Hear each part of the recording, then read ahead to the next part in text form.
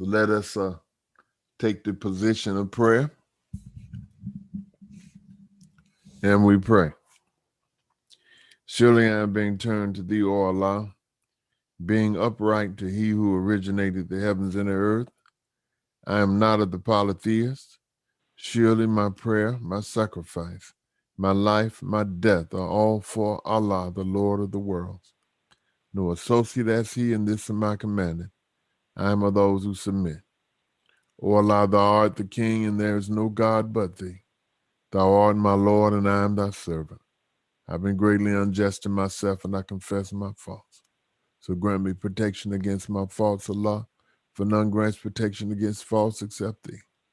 And turn away from me the evil and indecent morals, for none can turn from me the evil and indecent morals but thee. But guide me, O Allah, to the best of morals, for none guides to the best of morals but thee. O Allah, bless Muhammad and the followers of Muhammad, as thou didst bless Abraham and the followers of Abraham. And make Muhammad and the followers of Muhammad successful as thou didst make Abraham and the followers of Abraham successful, for surely thou art praised and magnified in thy midst. O Allah, we beseech your aid, guidance, and protection. We seek refuge in thee from the accursed Satan, from the reactive mind. And we invoke your spirit, your presence, your reality unto this session this morning. Grant us the light of understanding. Help us to be of those whom thou art well pleased and who are well pleased with thee. And thank you, Allah, for the Honorable Elijah Muhammad and the Honorable Minister Louis Farrakhan, of whom we don't know where we would be without them.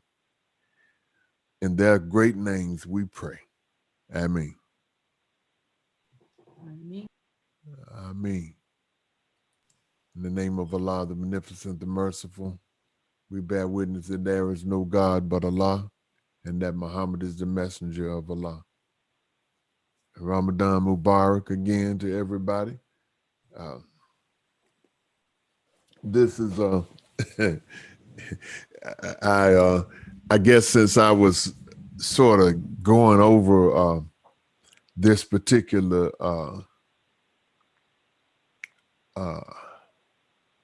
principle in my individual study going into Ramadan, the whole idea of the contrast is very present in my mind. You know how Allah uses opposites, and how he balances us with opposite perspectives. To make us appreciate the up, he takes us down, and appreciate right, he makes us experience wrong, and this month really has descended onto us, and it's almost like when you are I guess when you are seeking Allah, when you are striving to be or allowing yourself to be one with Allah, sometimes it gets timeless, and you can't really, time flies, but then at the same time it seems like it's a long time. It seems like it's a long time but a short time but a long time. And so that's kind of how it's been feeling for me this Ramadan. So we will go head on, since we're not going to be here very long. Try to get the most out of it that we can. We're on part 7. And when we start with verse 83, I had not really flagged that verse, but it made me think about, and it was talking about just coming out of the last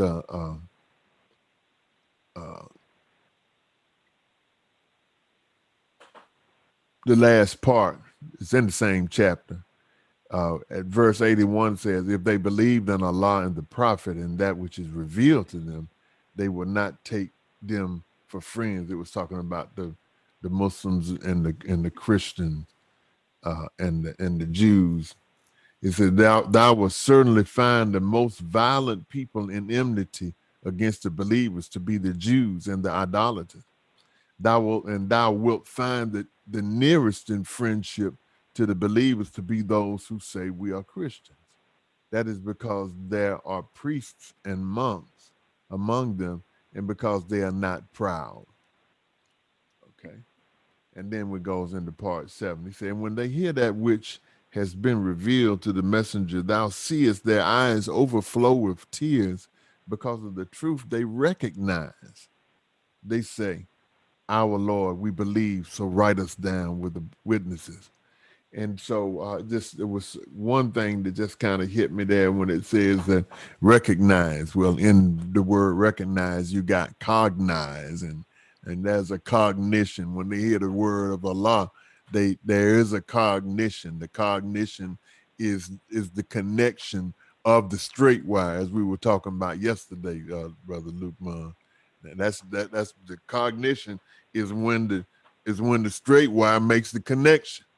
And you get a cognition. The link between cause and effect is made, and so they say, so we believe, so write us down with the witnesses, and that this word witness has become a little bit more illuminated with me as well, because the witness, witness, we're talking about, well, I bear witness that there is no God but Allah. See, the whole thing about bearing witness, and that's why we want to bear witness, is because the value of a witness is that in a court trial, the value of a witness is that it makes the case stronger.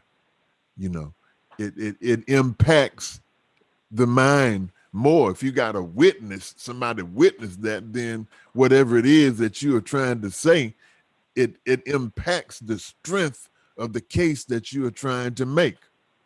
All right. So we go to 89. Allah will not call you to account for that which is vain in your oaths, but he will call you to account for the making of deliberate oaths. So its expiation is the feeding of 10 poor men with average food you feed your families with, or their clothing, or the freeing of a neck. But whosoever finds not means should fast for 3 days. This is the expiation of your oaths when you swear, and keep your oaths. Thus does Allah make clear to you his messages, that you may give thanks. Okay. So the main thing, that there are several things, of course, in this particular verse. But the thing that really kind of got me was that he said, Allah will not call you to account for that which is vain in your oaths, and it's basically talk, how sometimes, like, we in this, maybe we may be rallying, or we may be going to Savior's Day, and then, people feel a little giddy, and then they say, well, the Savior's Day gift is $1,000. He said, I'm going to give 2,000, and knowing that they probably can't give it or whatever it is. And sometimes they do that. They make a promise out of vanity. So Allah say, well, I will not call you into account for whatever is vain in your oath, but he will call you account to what is deliberate. And I think that just goes back to, as I was saying earlier, a couple of days ago, we were talking about the person being interesting. If a person begins to look at himself, look back in, introvert. If he introverts, he he thinks himself, he's looking at uh, the idea that he is interesting. Look at me. And and so this sometimes when you say look at me, well then if I know everybody's looking at me, well then, you know, I I want to look my best, and sometimes I may want to just even embellish myself. And so that's what people do sometimes when they give oaths, they will become a little vain, uh, and add a little bit to it.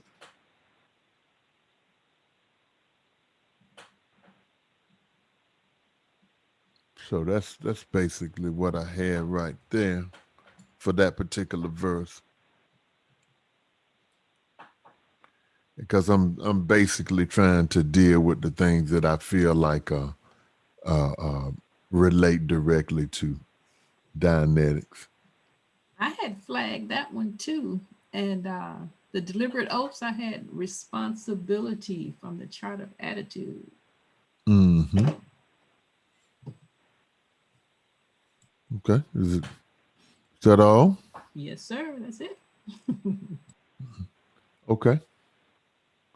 Um, and okay, so we go to 101, verse 101, and this is another one too that it's just a very um, seems to be just a very important verse, and I don't know if, but as I was saying earlier, and as we know, if we got a basic understanding of the text, we know that all of these verses are related. That all of these verses are related to the text. It's just a matter if we can make the relate, if we can carve out the relationship, or we can see if we can see the connection. And so and the ones that I flags are the ones generally that I can see the connection, but I also flag others that I just think are just good with Islam. And this one right here, it says, "Oh, you who believe, ask not about things which, if made known to you, would give you trouble. And if you ask about them when the Quran is being revealed, they will be made known to you. Allah pardons this, and Allah is forgiving, forbearing." And then the next verse, it says, "A people before you indeed asked such questions, then became disbelievers therein." So it's just a wise statement, and uh, of course, actually, uh, Islam is science and mathematics. Islam is wisdom, and what we're studying wisdom. You know, uh, uh, and so we know that oftentimes, if we ask questions, we we don't really want to know the answer to it. It might give you a problem. It makes me think about Minister Rockman. He asked Elijah Muhammad about tuning up. He wanted to tune up on somebody, and so uh, the Elijah Muhammad just told him point blank. He said, "Well, brother, you don't want to know what nobody thinking about you, you know, because you might never, because well, and it always happens. I guess to talking about it, because what happens is that you, if you don't get the answer that you want, if you don't get the answer that is pleasing to you, then uh, you begin to draw lines of in theta to that particular object or whatever it is that you were talking about, the things that you having a problem with. You draw in theta lines there. In theta, and I assume everybody know what that is. We talk about it quite a bit, and in theta really, and coming into Dianetics, they were saying the thing that is touted is that the engram is the single source of aberration. But later on, as Mr. Hubbard comes on along, he says that, well, actually, it is the n theta that is created by the engram. And most of the aberration is really in the n theta. You know, the n theta is what enables locks and secondary, the power of the locks and the secondary. Okay. 105.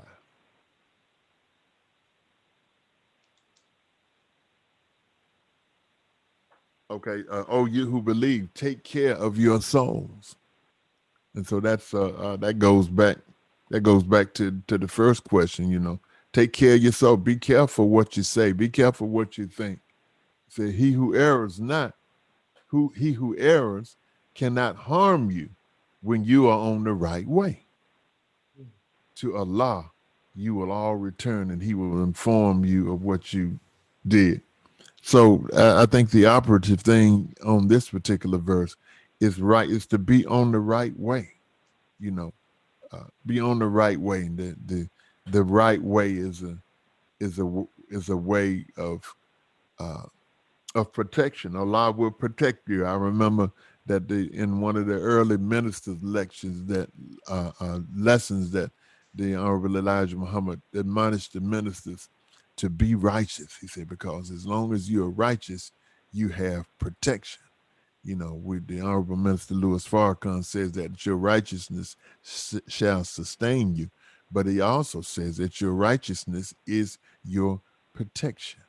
You know, that's the breastplate of God, the armor of God is your righteousness is part of that.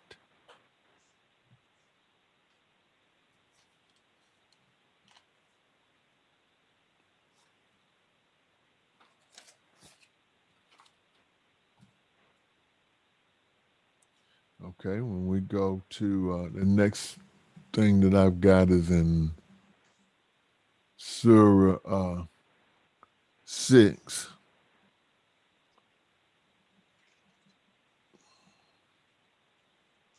And anybody got anything they want to say, just feel free to chime in here. Okay.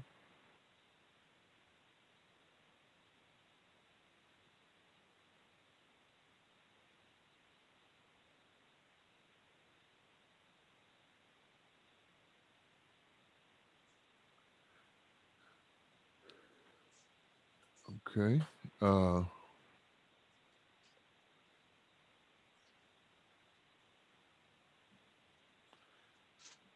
Ayat 25.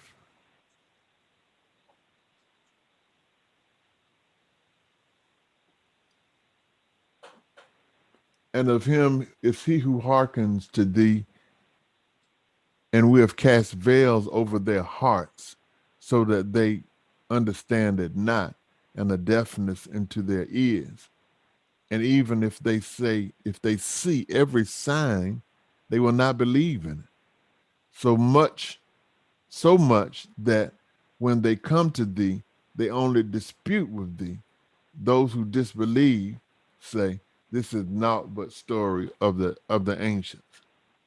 And I guess this is basically talking about really it's talking about the disbelievers, and it says it talks about, and I guess it gives you certain aspects of the disbelief when it says that we have cast veils over their hearts.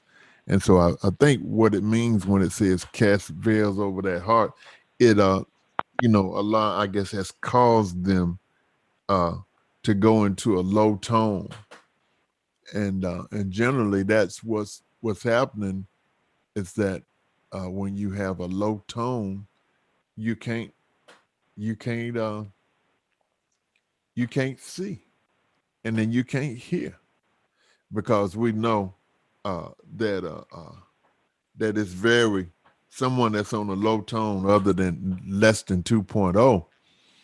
It's very hard. The ARC factor just sort of goes out of the window. See, so and then they just start making all kind of sense, all kind of excuses as to why they don't think it's this is the truth, or whatever the case may be. I think that's Sister Ania. Go ahead, sister.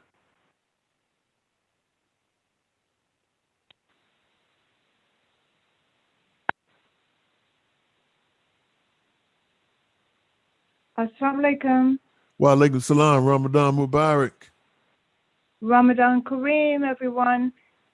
I first would like to just start with an apology for being AWOL yesterday.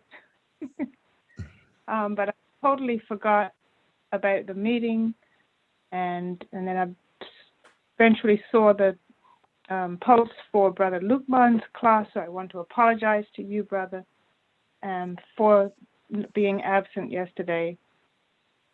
And by any chance, did you record? Was it recorded?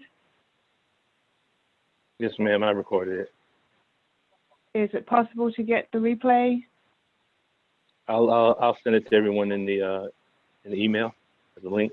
Yes, sir. Thank you so much. The comment that I had was to your last point, Brother Batin, about your righteousness shall sustain you. Yes. Yesterday afternoon, Brother Abdul Iman, the student minister in Phoenix, Arizona, he has a show called Spotlight on Truth, and his guest what is the platform that he's on? Can't remember if it's a Zoom, but anyway, his guest yesterday was Sister Carmen Muhammad, the sister that does the fashions.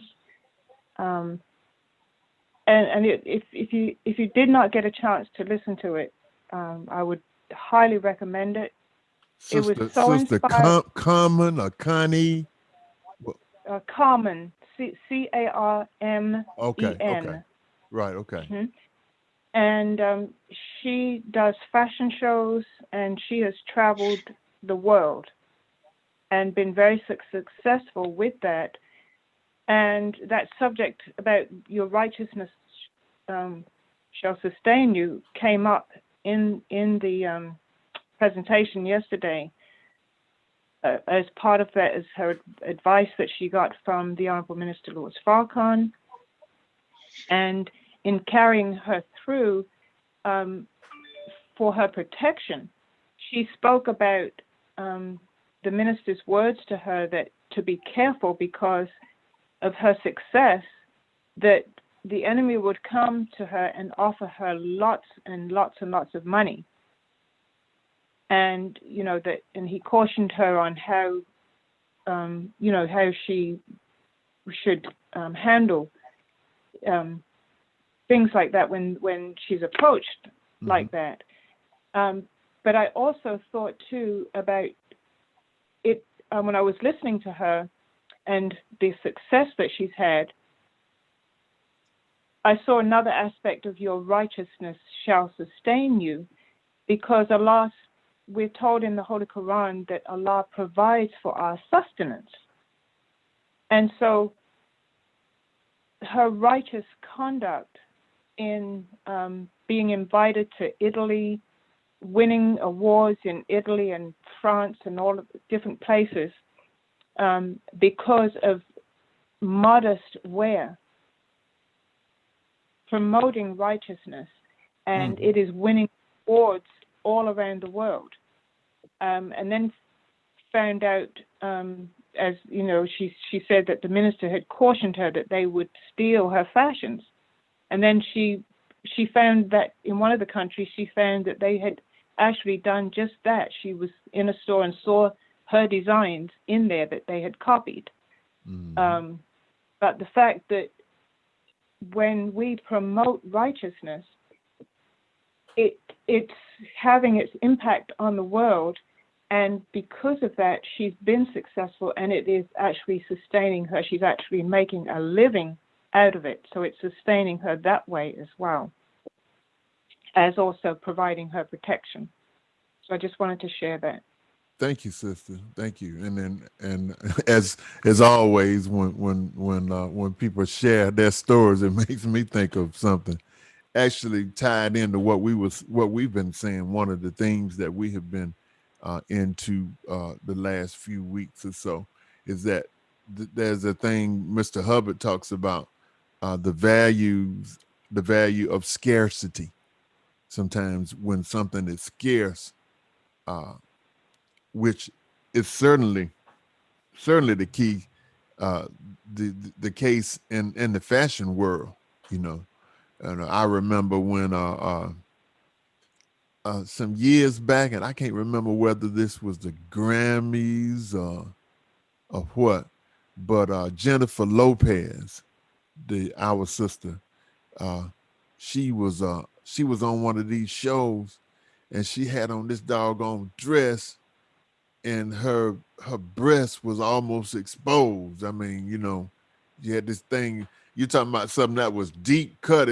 This wasn't a V, like a V neck. I mean, this thing was, you know what I mean? And I think the only reason that they weren't exposed is I think she had some glue on the thing to keep it, you know. And so anyway, you look and you saw it. And so now she started it. And so now everywhere you go, you see women, you know, just about exposing their chest. And so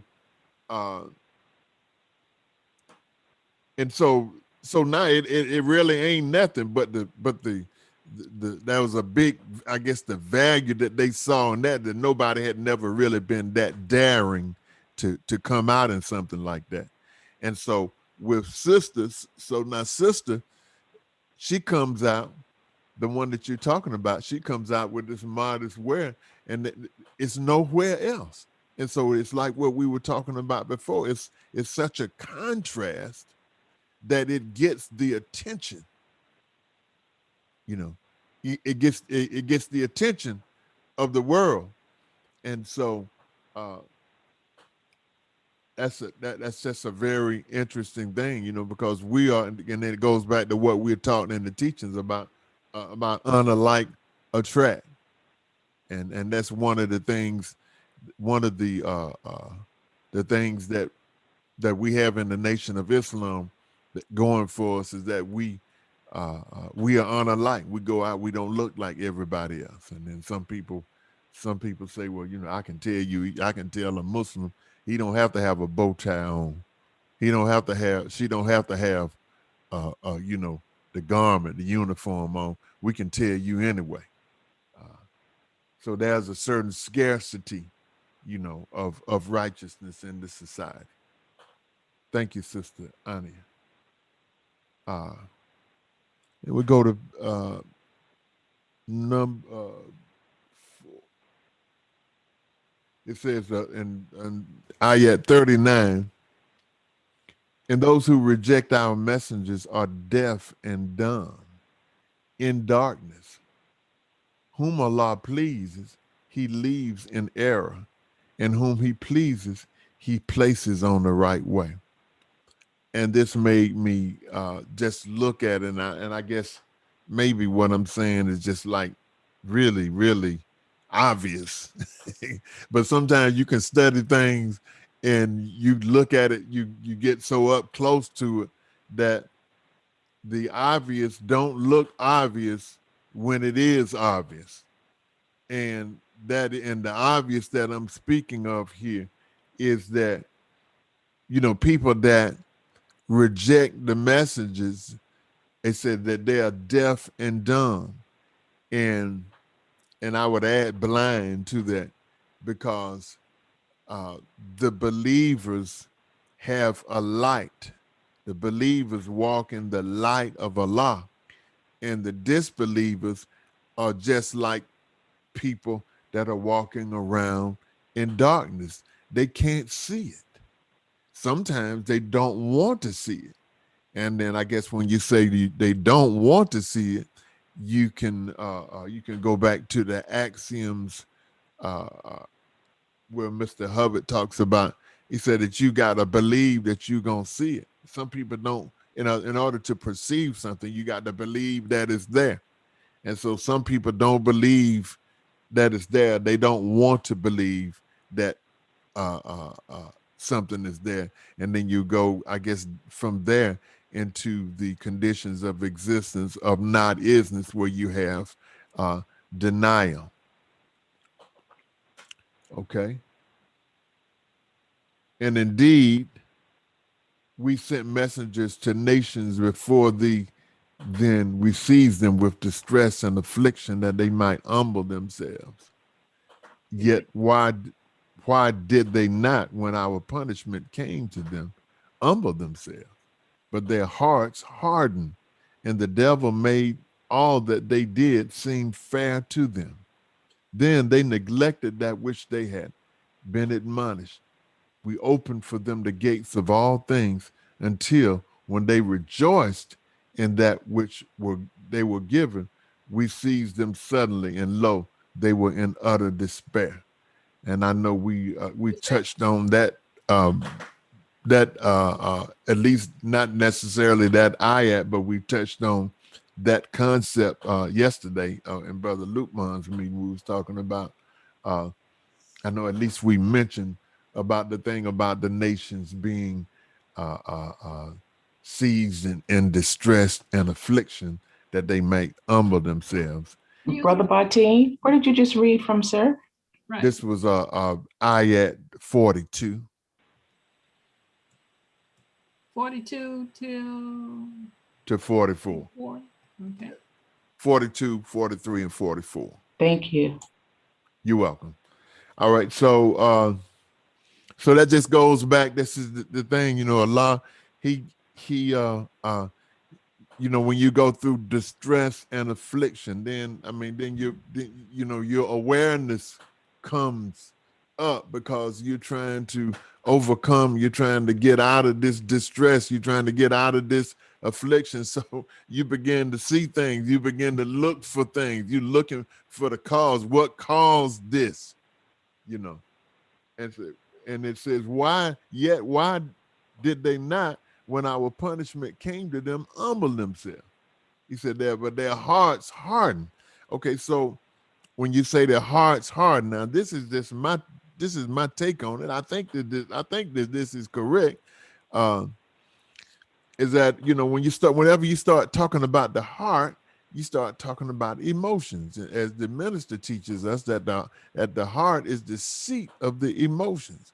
And so once we begin to study emotions, the high tone emotions, low tone emotions, we know that once you get down into the low tone emotions, then it affects the accuracy of your perception. It affects the accuracy, of what you see, feel, hear, and whatever perceptive that might be relevant to the particular situation. So it says their hearts hardened, and the devil made all that they did seem fair to them. So so the heart's hardened. In other words, you can't, you get stuck in a certain emotion. You ever get stuck in a certain emotion? That's just something that happens sometimes. Sometimes you just get stuck in that emotion. Sometimes it's because you stuck on the time track, and then sometimes it's because you might have did something that just kind of stuck to you. You follow what I'm saying? So it says, so their hearts hardened, and the devil made all they did seem fair to them. Okay, so when you start talking about things made, evil being made fair seeming, then you start getting to the concept of the service facsimile. You get into the concept of justified thought, into the concept of what the minister taught us. I think in 97, he was talking about deceptive intelligence. Okay.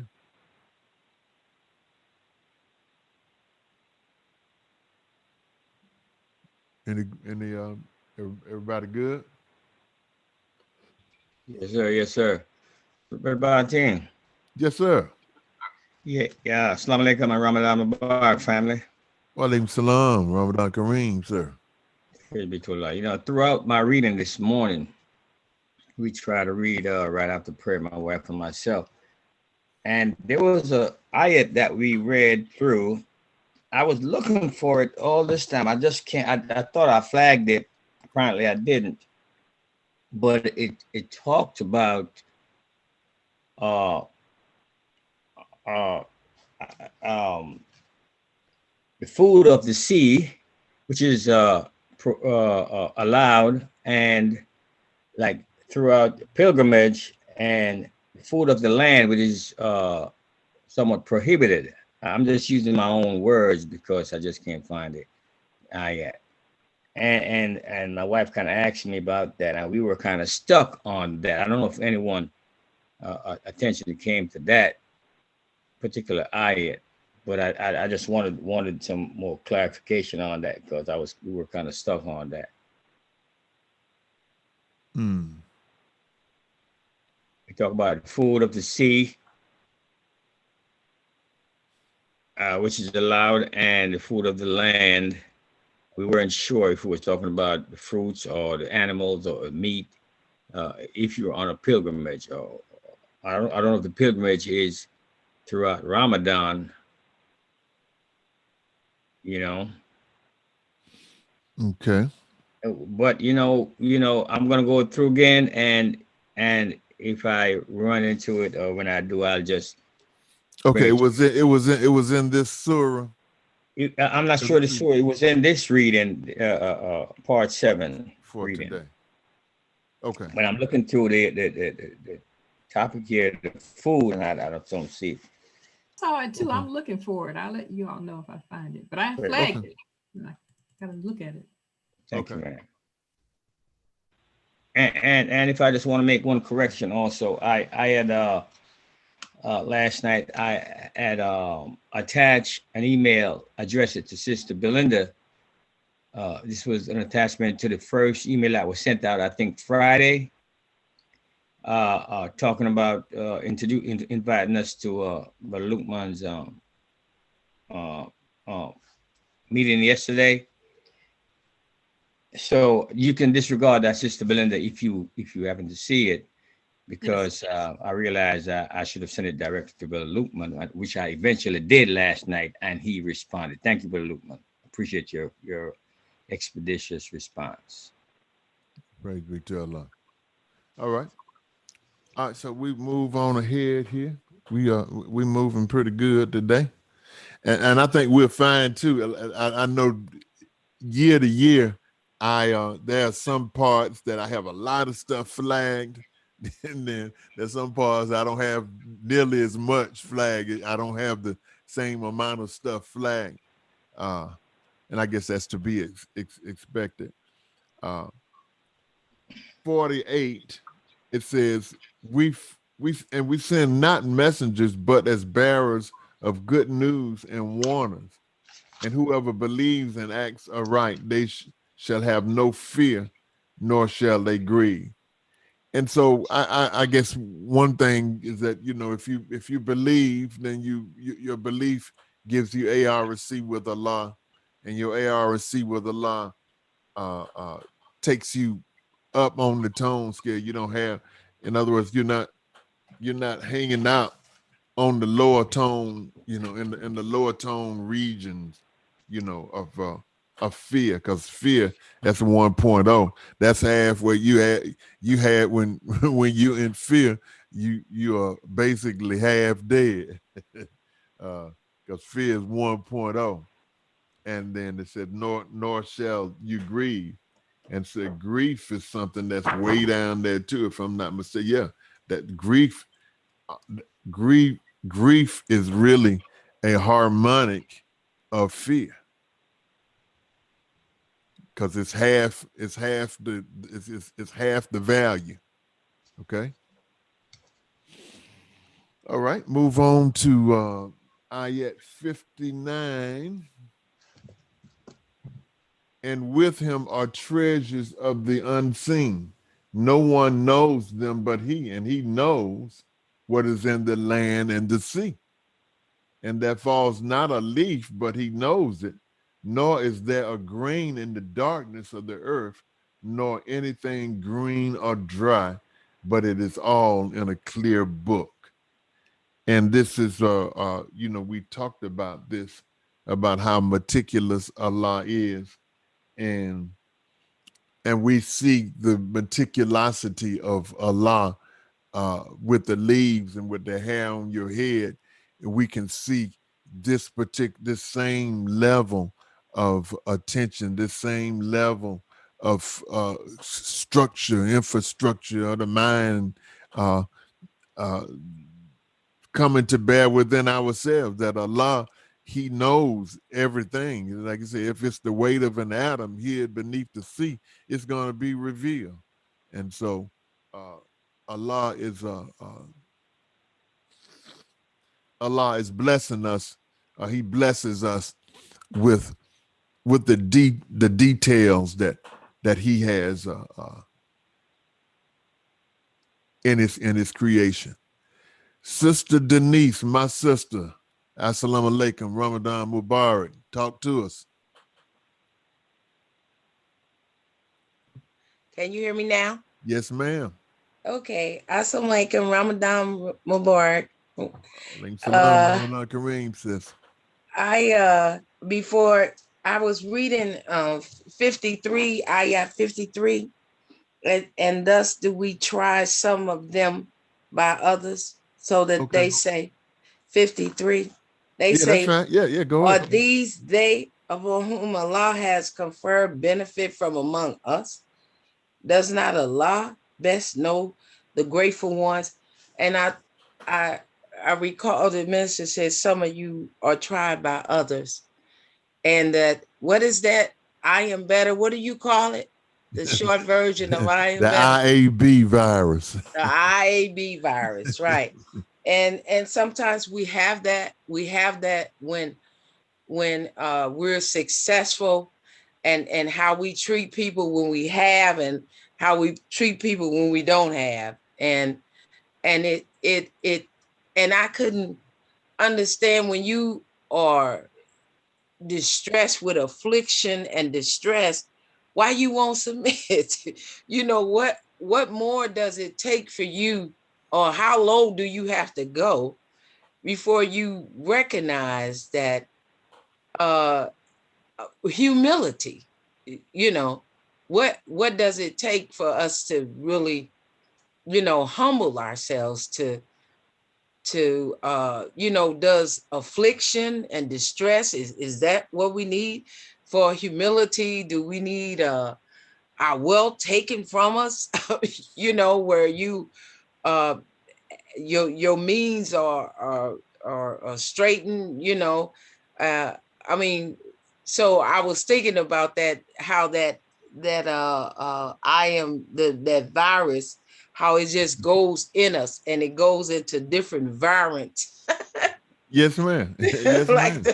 like the COVID-19. That's right. That's a virus is a virus, spiritually or mentally. Yeah. Yes, sir. And you think you conquered that with a shot, and then you all in the other viruses of it, because you think you protected from it. And Allah tries us by that which we love or hold dear, or no one knows it but us. So I was just thinking about that when I saw that, read that verse, beloved. Very good. I appreciate that. I needed that. Because that's a very pertinent point. And then you were saying about the whole thing of why won't they humble themselves? A lot of times Allah just want to he locks them into that. He locks them into that affliction, and that's part of his chastisement. He locks you down there. He said the earlier ayat, it was talking about how Allah hardens the heart, and then I take that to mean that he locks the person in on a certain level of the tone scale, on a certain tone scale position. And when you're on a certain tone scale position, mainly below 2.0, then you can't really see yourself. You're not thinking straight. You know what I mean? And you're hurting on the left, and you think you're feeling on the right, and you don't know what's going on. And this is Allah's way, really, to shake you up. And when you think about, how Allah deals with us, and you mentioned this in your comments as well, is that I remember the minister said that oftentimes that, Allah will, Allah has to whoop us before he can even get a sincere prayer from us. See? And so, Brother Barteen, yes, ma'am. I don't know if Brother Clinton saw that Sister Belinda did post that surah and ayat that he was referencing. I didn't know if you want to go back to that or not. Right, we on our way to it, because that's in 96, and yes, sir. We own like 50 in the 50s now, but yes, we'll make sure that we get it. Thank you, sister. You're welcome. All right. And then and he goes ahead. Thank you again for that, Sister Denise. Actually, that is 596. 596. We're in 6, no? Yes, ma'am. Yes, ma'am. Thank you. I just yes, Sister Belinda. That's 590. Brother Barteen, we passed 5. We in Surah 6 now, sir. Right. Oh, we in 6. Okay. Yes, all right. My bad.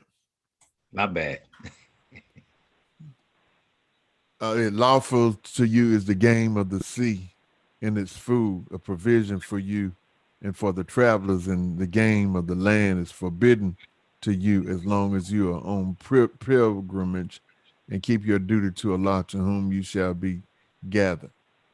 I'm trying to think of what would be the context of that. Lawful when you're on Hajj or something like that? Yeah, it was talking about the pilgrimage. So right. Not necessarily Ramadan, I don't think. Right. And that may be part of what the minister, the Honorable Elijah Muhammad was. We used to say we had no land. We did no land animals during Ramadan, and so maybe I'm gonna have to get back to that, because I done gone full orthodox on. And a spiritual pilgrimage, it could be referring to as well. Right. Is it as long as I don't go whole hog on you, I'll be all right. Long as you don't go whole hog, you'll be all right. I like to cook whenever my wife will let me in the kitchen. And so I watch all these cooking shows, and man, that's all they have on there is a hog. They be cooking the whole hog. Mm-hmm. Man, we had Muhammad Ali's daughter was on one of the shows, and so they get a chef something to some material to cook, and they gave her a hog. I said, now this sister's supposed to be Muslim, got a doggone holy name. Mm-hmm. In here cooking hog. Wow. But anyway, meanwhile, back at the ranch, we're on Surah 660. And he it is who takes your souls at night, and he knows what you earn by day, and he raises you up therein, that an appointed term may be fulfilled. Then to him is your return, and he will inform you of what you did. I know we talk about Allah taking our souls at night, and our brother Luqman was talking about his out of body experiences, and that's something that I have not. I'm not very firm in that particular arena as of yet, and it might have something to do with some of them some hallucinogenic drugs I took when I was younger. But I'm looking forward to being able to come out of my body at will, because you know if the people in the church, they do it. Some of them, a lot of them are not stable with it, but that is a big thing in the church is exteriorizing, they say. And once you exteriorize the nature of exteriorization is that when you exteriorize from the body, then the body is not influencing your thinking like it is when you are interior to the body. So you have a different kind of freedom when you exteriorize from the body that even relates to healing, where you can, if you postulate, you can postulate things from about your body or to your body, and it's a little bit more effective. And I'm just saying this technically, I can't say it because I did it, because I haven't done it, but it just makes sense to me that that the faith healing, the healing by thought, is more readily available or accessible if you are exterior. Okay. All right. So let's go to 82. Anybody? Y'all can go in, Sister Ania, to the rescue. Come on. Actually, it's in regard to the conversation yesterday, or not yesterday, day before, about the exteriorization. Yes. And what you just said. Mm-hmm. And when Deborah was relating her experience, it reminded me of an experience that I had some years back. Not too long after Wahid and I married, where we were sleeping one night, and I guess I became aware of the bedroom door was open, and it was to the right of me, and I saw Wahid walk by, and I was trying to move, but I couldn't move. And when I realized that I couldn't move, it scared me, and then I was trying to, and when I saw him walk by in the hallway, I tried to call to him, and then I realized that I couldn't.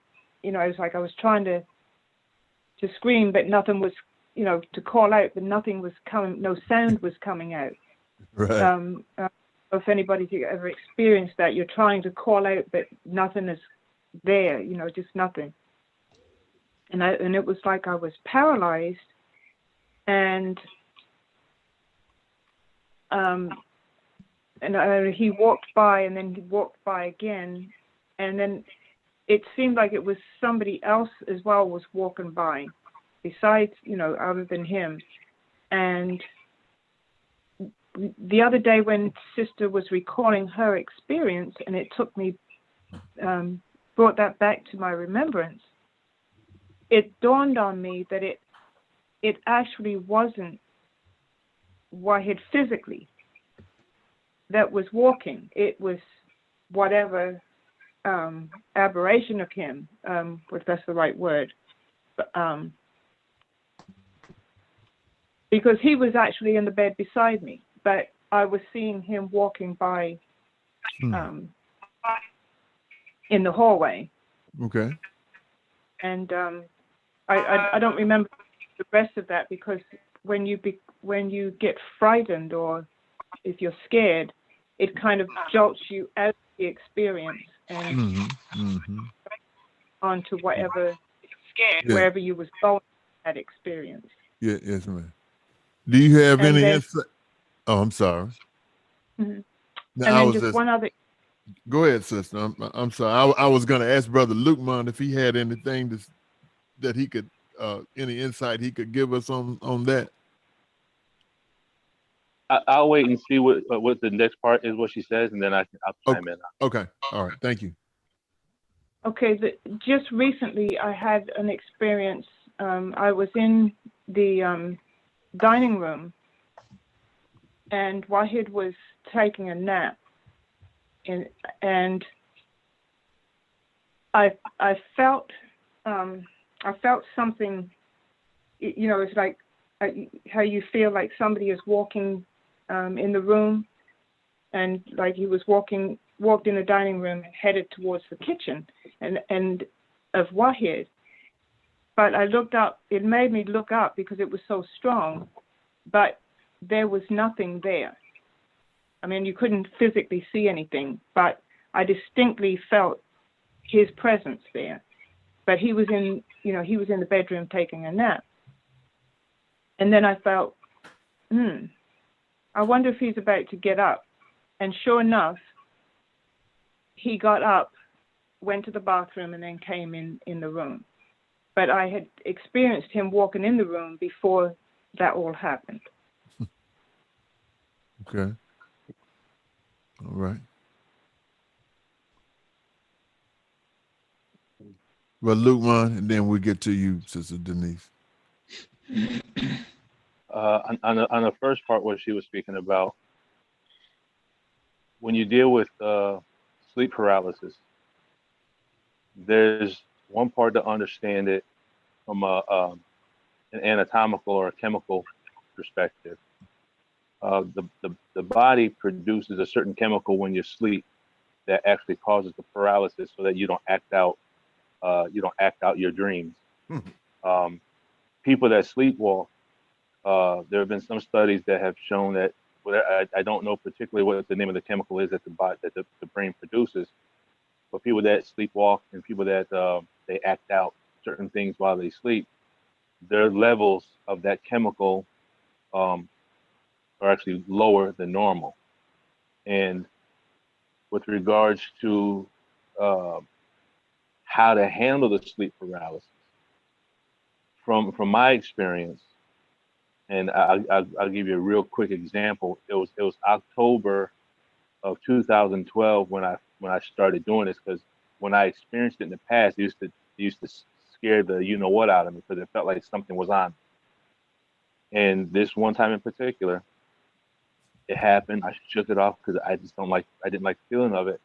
And not to sound weird or freaky or schizophrenic or anything like that, but after it happened, it was like a voice inside my head that said, the next time this happens, just relax and don't be afraid. Normally it might happen a couple times out of the year, but this time, I think it was the very next day, I had the same experience. So I just stayed calm, and I took a deep breath, and I just relaxed. And then I remember sitting up in the bed, and then I remember turning around and looking back at myself laying in the bed. So I had like a little minor out-of-body experience. And basically that's what's taking place. That sleep paralysis is a point when, to explain it in Dianetic terms, it's when the theta and the mes disconnect. And the more you practice, the first thing is that you got to get over the fear. You know, you got to get over that fear, because it's a weird feeling, first of all. Once you get over that fear, then you're able to make that disconnect.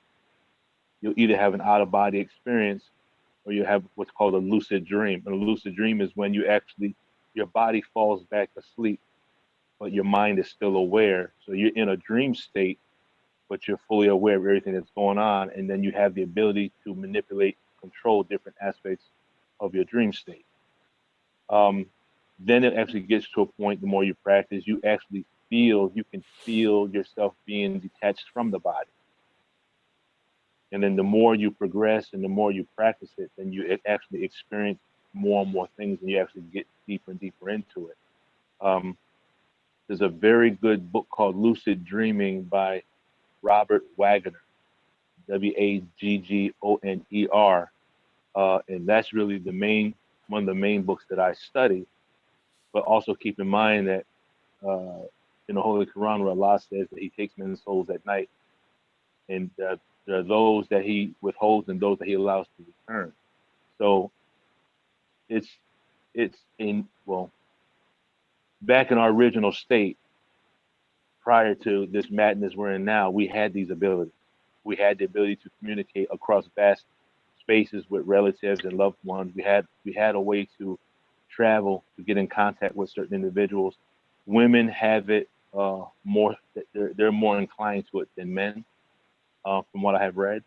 Mm-hmm. But the number one thing is it's not something to be afraid of, and it's something to be learned more about. And once you experience it, it is the greatest feeling that you can ever experience. It's just, bliss, no anger, no fear, no pain, no suffering. It's just pure bliss. Yes, thank you, brother Lukman. And by the way, that was I enjoyed my session with you all yesterday. Yeah. All right, Sister Denise. You Yes, still sir. with us? All right, go ahead. Yes, sir. I'm still. I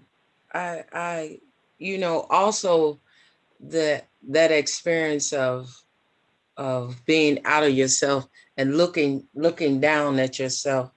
I had that experience, but this one, it was where I went to a place that I had never been before in my life.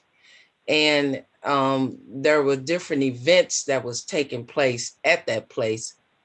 And then I woke up and something happened where I was part of this big choir, and they were going to Nashville, Tennessee to record the song that I wrote. And everything that I had seen in the dream was happening. And I had to kind of pinch myself because I said, I've been here before. I saw this place. And I sort of knew what was the next step and the next step. And to make a long story short, in the end, I had the ability to change what was about to happen because I knew it was going to happen. I had the ability to change it. Like I saw what was going to happen, but it didn't happen because I already saw it. And I knew at that point, okay, this is where you change this real scene that you're in now. So sometimes Allah shows us things in advance and we may not understand it until we're actually there in it. And you can go along with it, or you have the ability to change it at that time because you already know what the next step is, or what the next what's getting ready to happen at this junction of I don't know if you call it experience, a dream, a vision, or whatever it was, but I was actually in it, real life time in it. Mm-hmm. So that's what I don't know what that would be.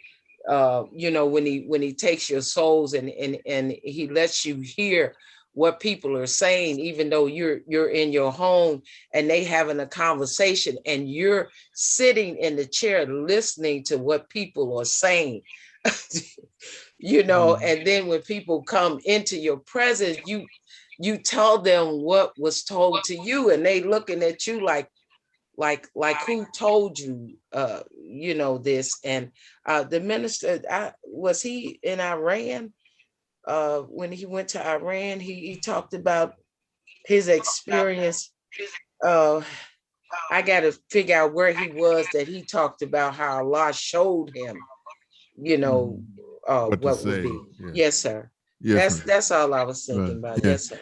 Yeah, and I think all of this stuff is in the, like the realm of the theta, and things like that, and I,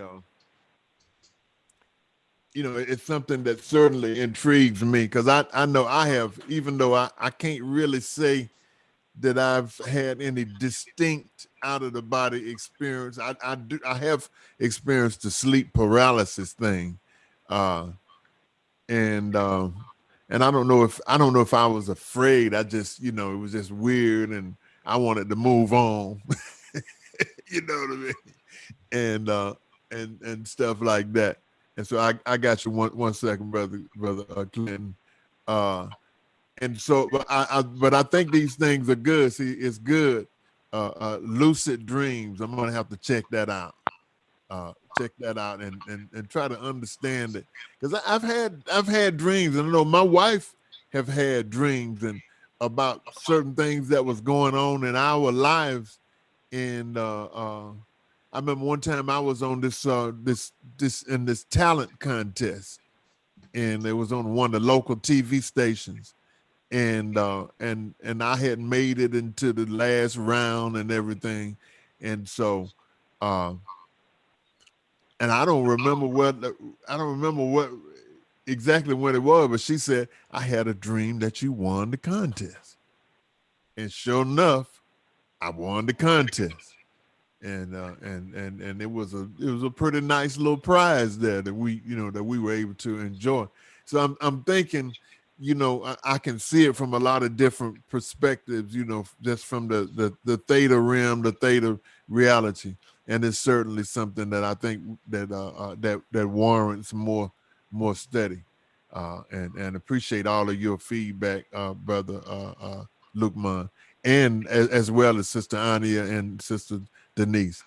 Brother Clinton, because that's right, I forgot Brother Clinton, he know about all of that stuff. See.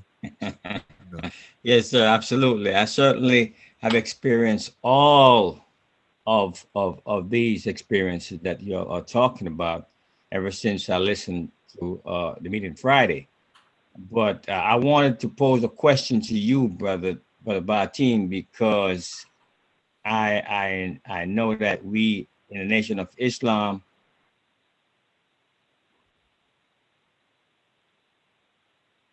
can you all hear me clearly? I just heard. Can you hear me clearly? Yeah, I'm noticing that I'm dragging a little bit, maybe. I can hear you though. Go ahead, brother.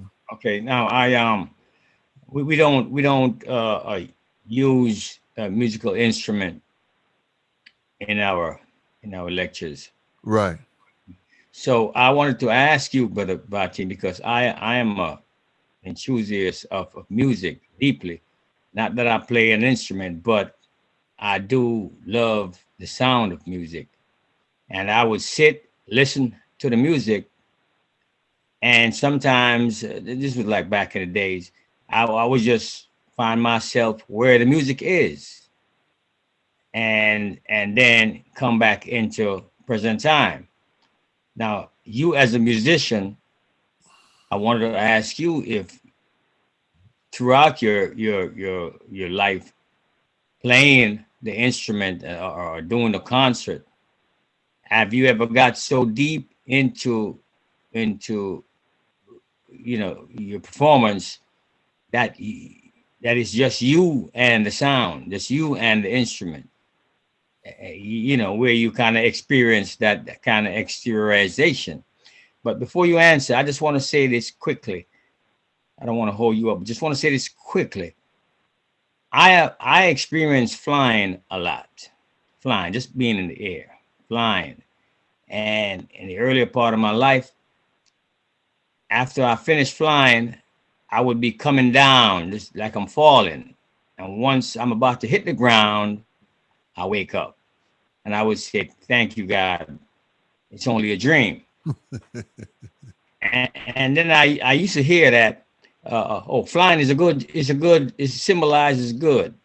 So once I start dreaming about flying again, I would purposely, like Sister Denise said, just will it into just say be it it is.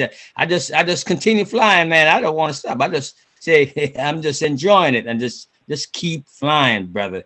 And I just enjoy it. Yes, sir. Yeah, I've experienced something similar to that. Maybe one or two dreams in my life where I was like in total control. Anything I wanted to do, I could do it. And but those dreams have been few and far between. I say unfortunately, but maybe fortunately, you know, Allah is the best knower. Sister Ania, you have something to say, dear?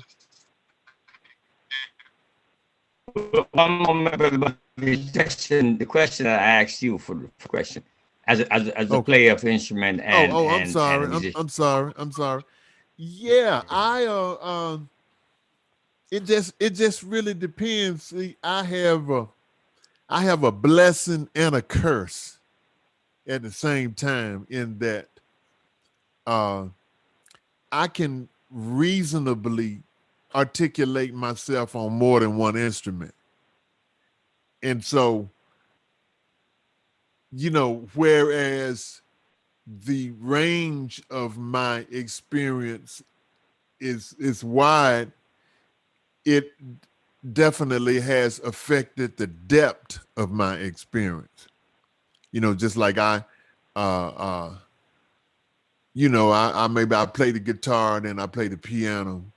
And there are definitely some times though that I can sit down and I can just start playing. Sometimes I can sit down and start playing, and it's almost like my hands are not really being controlled analytically. It's almost like the music just starts coming to me, and then I will just play whatever it is that I'm hearing, you know.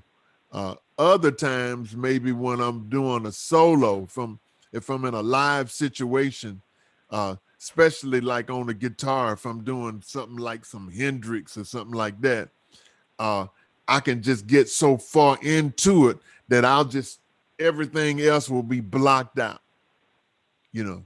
And that's really when you can block everything else out, it's generally better. And then because I think then you get into that thing that I was saying about being interesting and interested. You know what I'm saying? Once you start getting interesting, you know, once you get to thinking, and I think like that sometimes. I think, man, I'm jamming now. I'm doing this and that. As soon as I get to focusing on myself, then I lose the vibe. You know what I mean? And then my playing starts getting all flat. But as long as I can keep the energy going out, see, you know, instead of trying to do something to get the attention, you know, it's you know, it's a marked difference. So so I think that there is, and I believe that there is therapy in music, because you do exteriorize, not necessarily from your body, but you can exteriorize, or you can extrovert from your you know, from lower emotions, or from what would I say, from locks and secondaries. And I think that's one of the things that contributes to the blues, when you know, first of all, you embrace, if you got a situation that you are blue about, then you just kind of embrace that. Oh, my baby left me, or, you know, just for example. And then when you just really embrace that, then it's the you as is it. And then once you as is it, then you experience a certain level of freedom then. But it's you know, that music thing, I mean, to me, it's just kind of tricky, because that ego is just always there to intervene. You know what I mean? If you like me, you know, I don't really practice a whole lot. So it's a very, very interesting thing. But I do take music as being sort of like therapeutic, in that I can get release from lock secondaries and engrams, for that matter. Okay. Thank you for the question. Sister Ania, did you have something else to say?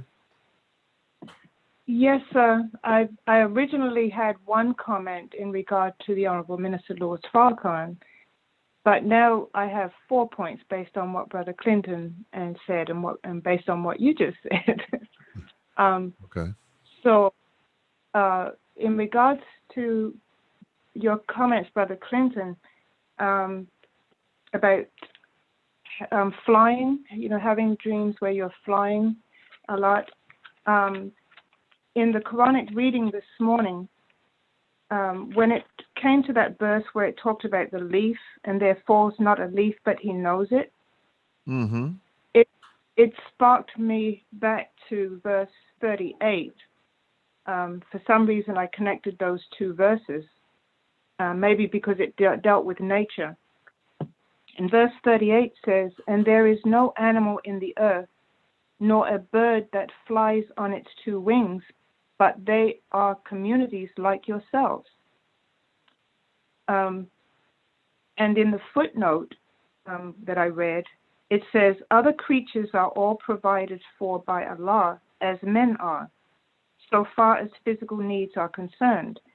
And therefore man must obey the laws of nature, as other animals do. But man's nature aspires to something higher, and it is to satisfy that spiritual craving that prophets are sent. This verse, moreover, points, as it were, to two classes of men, those who, like beasts, are wholly bent on earth and cannot rise, and those who rise like birds, soaring upward to the higher spiritual regions." And that's what made me think of your flying episodes. And then it goes on to say that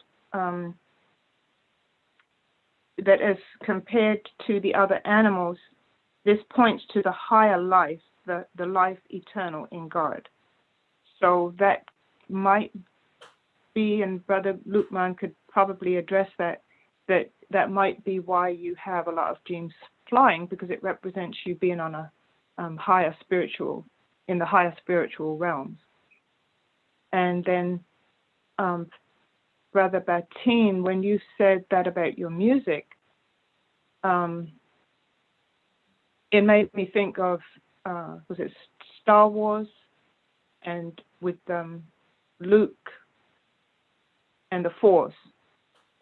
And as long as he connected to the Force, he was able to accomplish great things. But when he went into himself and became impatient, and he was just going to rely on, he knew what to do. He'd been trained. I'm going to go out here and I'm going to handle it.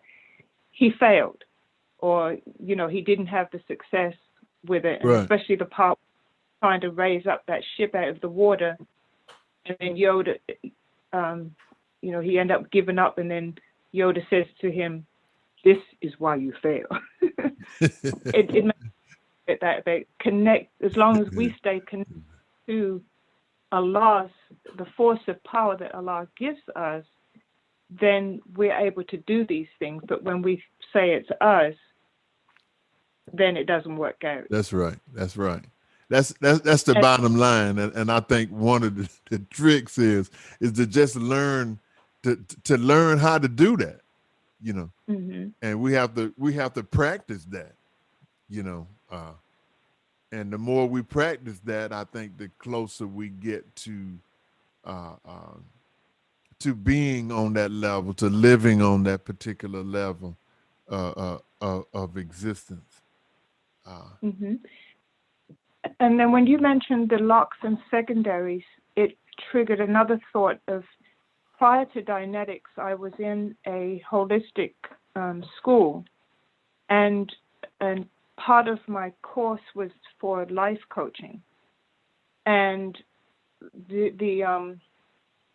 their philosophy was that in order for us to be able to help other people with their issues, that we first had to deal with our own. So the structure of the class was that as they taught us different modalities, we teamed up with other class members and coached each other. And the difference, they taught us that the difference between coaching and counseling was that with counseling, you tell the counselor you tell them your problems. Like if you go to a psychologist or counseling, you tell them your problems, and then they give you the answers. But with coaching, the coach facilitates you solving your own problems.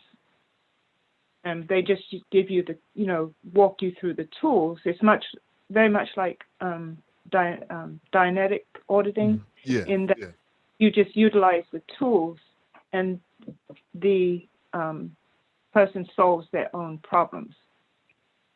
So one of the modalities that we use was in going back on the time track to different incidences. One of my incidences took me back to a time when I had to be between the ages of probably 1 and 2, because I was only with my birth mother up until the age of 2, and I won't go into the dynamics of it just for time-wise of what was occurring, other than the fact that the tool that we had to use was to actually go, see yourself behind this person and actually step into them, so that you could see what they were seeing, so that you could experience their experience. And so in this case, I was behind my mother and stepped into my mother so that I could see what she was seeing in this incident. And I was able to experience, her feeling. And in this incident, it was an argument that she and my dad were having. And I was, and I could see a little person off to the side, which happened to be myself, sitting on the floor and being kind of bewildered, with my head going back and forth, watching the two of them and hearing them. But I was experiencing my mother's thoughts and experiencing her emotions. And that was a very healing experience for me, because it released a lot of stuff, in me. And then to the Honorable Minister Louis Farrakhan, back in the early 80s, when I first came into the nation, actually before I registered, he came to St. Louis and spoke at a church. And it was so many people attended, they had prepared an overflow in the basement. And I happened to be in the basement. And we were watching the minister on the screen. And he was speaking upstairs. And the minister asked, he put out a question to the audience. And there was a brother sitting a few rows from me downstairs. And he gave the answer, he verbalized his answer to what the minister said. And nobody upstairs said anything. The only person that made any kind of response was this brother downstairs. And the minister says, "No, brother, it's not so-and-so, so-and-so." And he addressed exactly what the brother said it had stated, the brother downstairs. And he said, "No, brother, it's not so-and-so, so-and-so, so it's," and then he went on to explain, what the answer was. And I turned to the person next to me, I said, "Did you catch that?" And I'm looking around to see if anybody else noticed that the minister addressed the brother's statement from way down in the basement, which he could not have physically heard him through the floor. And there was other things that the minister did at that time that let me know that the minister had the ability back then to tune in and had special gifts. And just recent, I forget which conversation it was, but we were talking about the hiding of his power. And it made me think about the minister all this time has been applying that. Therein was the hiding of his power. And it's only now that he's coming to state, you know, who he is, and, you know, have grown to accept and understand greater the power that he has, as long as he stays connected to his teachers, to Master Farad Muhammad and the Honorable Elijah Muhammad, and keeps his mind lined up with their mind. Those were my comments. Yes, ma'am. Praise be to Allah. Well, like I say, I think that we, I can say for myself, and I'm pretty sure I speak for just about everybody. We all have these moments, these intermittent moments, at least, where we, you know, we can see some of our capabilities. Because I remember myself a couple of times, you know, talking with somebody, and we were having a very sort of an intimate kind of conversation. And then so the picture of a person came up, and actually the name of the person came up. And so I said, well, who is John so-and-so and so? You know what I mean? Because somebody came up in my mind, it was John so, the name came to my mind and the picture came to my mind. And so the other person was like really floored that I even knew this, that this even came up. And so, and it was during a time where I was kind of stressed out, you know what I mean?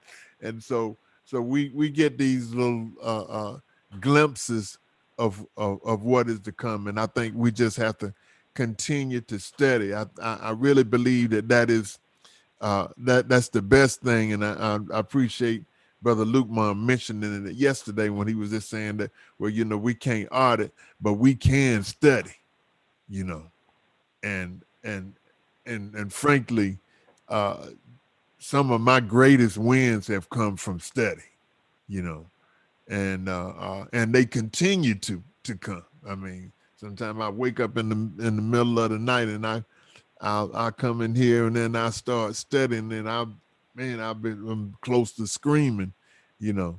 And so that's what we should continue to do. Study the Quran during this month. There's one thing that we'll close it on out. Verse 104, it says, clear proofs have indeed come to you from your Lord.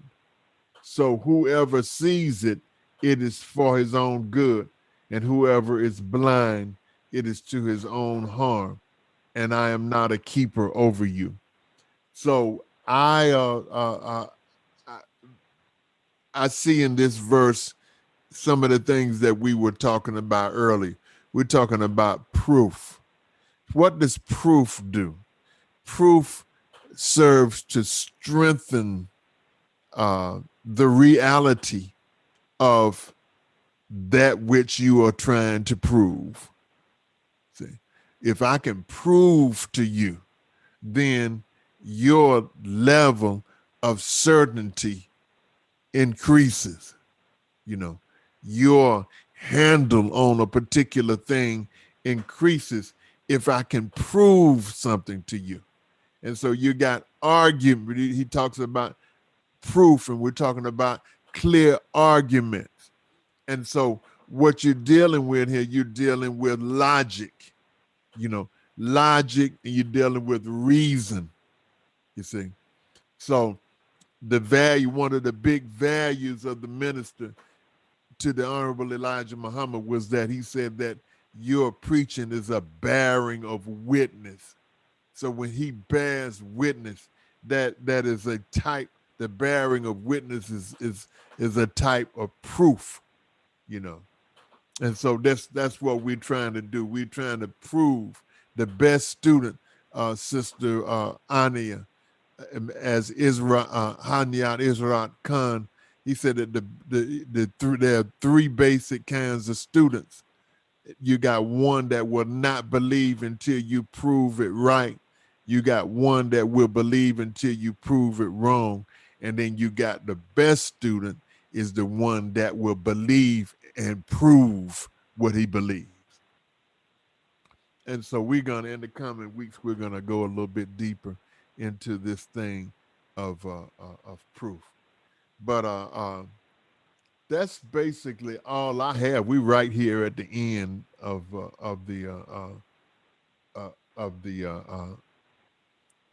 the surah. 108 says, "And abuse not those whom they call on upon besides Allah, less exceeding the limits they abuse Allah through ignorance. Thus to every people we have made their deeds fair seeming, then to their Lord is their return, so he will inform them of what they did." And basically saying, you got your universe, they got their universe. And in this world, if you're not a believer, if you're not a believer in the one God, then there's a whole lot of room for you to justify evil, for you to justify wrongdoing. But anyway, I'm not going to keep you any longer today. Thank you so much for your participation. And even if you haven't said anything, I think everybody said something except whoever's on the 215, the area code 215. But yes. Can you just repeat that? You said there are three types of students. You said won't believe until proven, and then right. And then there's one that won't believe until you prove it right. So until someone proves it right. Okay. And then you got another one that will believe until someone proves it wrong. And then you got the best student, which is one who will believe, who starts off with belief, and then he proves that which he believes. Okay. Right. That's approval. Okay. And the purpose of said if you can prove something, you can do what? The fact that you can prove it, what? It increases certainty of that which of the object that you are trying to prove, that you are observing. Increasing certainty. Okay. Right. So in other words, so it increases your certainty, and then it makes more firm the handle that you have on that particular thing, your knowledge, because you start dealing with the KRC triangle, the KRC, knowledge, responsibility, and control. So the more knowledge that you have, the quality of knowledge that you have, it increases the control that you have. And control, that means you got a handle. And it makes me go back to that second surah of the Quran, where it talks about those who believe in Allah, and I'm paraphrasing, have the firmest handle, Okay. And so okay. I'll see if I can't find that. Sister Ania, that there is there's a website that has all of the Sufi teachings available in PDF form. I just thought I'd let you know that, if you don't already know it. Brother Team. Yes. Okay. Okay. That was a wellness call that the sister sent to us that the minister did on 4/11/21. I guess this month on the 11th, where he was checking on the wellness of the believer for a minister that passed away with the COVID.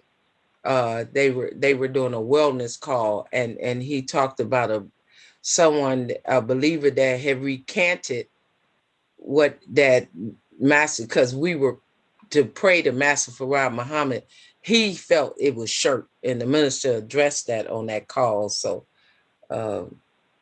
it was the believer wellness call, you know, that we were given. I just wanted to say that. Thank you, beloved. Oh, thank you, my dear sister. All right, so tomorrow, inshallah, we're going to go back to our regular format. We're going to do the regular format of 2 hours tomorrow and Thursday. And then the rest of the sessions will just be, hour and a half, however the spirit hits us. But I just think it's good that whenever we can discuss the teachings, can discuss the Holy Quran, because this is the first year out of all of my years that I've really, at least on this level, actually discussed what I've been studying. So, Sister Dorana, did you want to say something? I see you unmuted yourself. No, ma'am. Thank you so much. No, ma'am.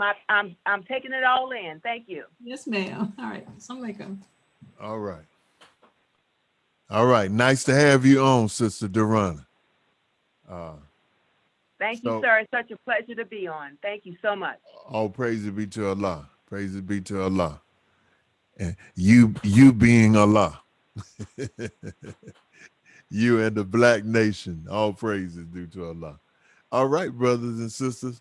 Well, then we're gonna bring it to a close now, and inshallah we'll be back tomorrow morning, and we'll try to dig deeper into this wonderful book called Quran, and the supreme technology and the supreme wisdom and all of these wonderful blessings that Almighty God Allah have bestowed upon us. All right, so at this time, we will declare the end of session and get our dear Sister Jacqueline to help to decompress us. Assalamu alaikum, family. Alaykum salam. Let's take just a few moments to prepare ourselves for end of session. Thank you. Rapidly sketch over the session just ended. Began. Thank you. Sketch over what you have been doing again with particular attention to how you have been sitting. Began. Thank you. Go over the period of this session with regard only to what you have been doing with your hands and things in the exterior world you have heard during this session. Began. Thank you. Fix your attention upon a pleasant object near you now. Began. Thank you, and thank you all for your participation. All praises due to Allah. If we can get our dear beloved brother, one of my favorite brothers on the whole planet, 196,940,000 square miles, and he knows who he is too. That's got to be me. That's got to be me, brother. That's right. You're right. I surrender. Allahu Akbar. No, but see, I know my name by many other names. That's right. That's right. So, if you would close us out in prayer, we would be extremely grateful, sir. Yes, sir. Yes, sir. Certainly will. Let's assume the position of prayer. Oh Allah, we beseech your help and we ask for your mercy. For we believe in you and we trust in you for all that we need.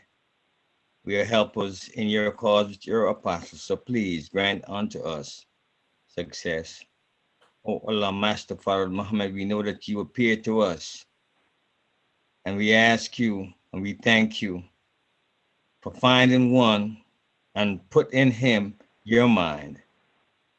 And we thank the most honorable Elijah Muhammad, the Christ, for putting his mind in the one that is in front of us, the one whose garment we can touch, the Messiah in our midst, the Honorable Minister Louis Farrakhan. These words we ask in your name. Ameen. Ameen. All right, brothers and sisters, go in peace. Inshallah, we'll see you tomorrow, 10 a.m. And Inshallah. inshallah.